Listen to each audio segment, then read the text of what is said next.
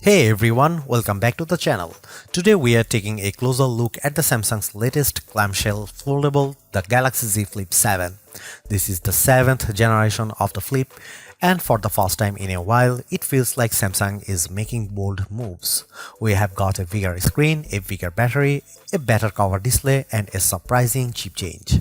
So in this video, we'll cover all the notable upgrades, the one questionable downgrade, and why this flip might be the best version yet, or the one you wait to escape. Let's jump in.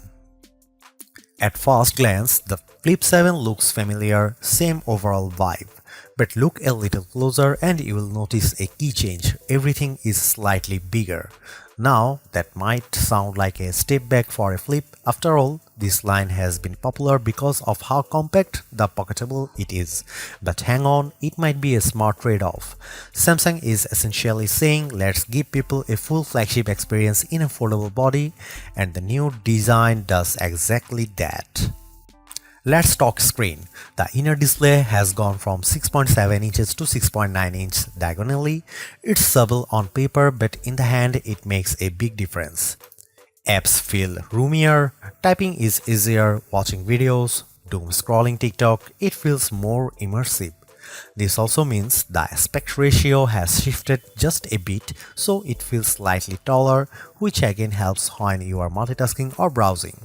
And of course, it's still 120Hz AMOLED, bright, sharp and vibrant.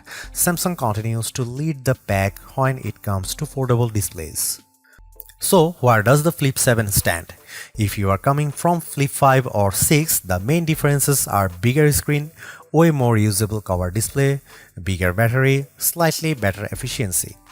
If you have never tried a foldable, this is easily the best Flip Samsung has made and probably the most practical foldable for mainstream users.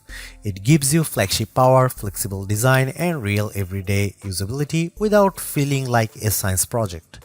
That said, if you want the absolute best performance and cameras, the Fold 7 is still king. But if you value portability, practicality and fun, the Flip 7 is the move. Alright, that's everything on the Galaxy Z Flip 7. What do you think of the upgrades? Are you okay with the Exynos chip or are you holding out for Snapdragon only versions? Let's talk in the comments, and if you are new here, hit the like, subscribe and bell icon so you don't miss future foldable reviews and comparisons. Thanks so much for watching and I'll catch you in the next one.